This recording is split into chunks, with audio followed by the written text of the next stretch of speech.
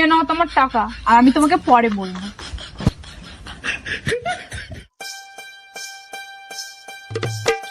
কই গো, এই যে তোমাদের মেয়ে।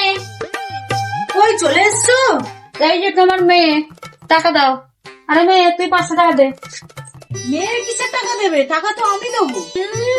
তোমার মেয়ে একটা ছেলের সঙ্গে দেখা করেছিল, তোমাকে বলতে না বলেছিল, বলে 500 টাকা দেবো, তুমি বলবে না আমাকে। কি লোকের ছেলের সাথে কথা বলেছে?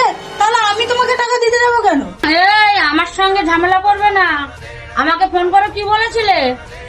হ্যালো দিদি, আমার মেয়ে ঘুরতে যাবে, তুমি একটু গোয়েন্দা করো।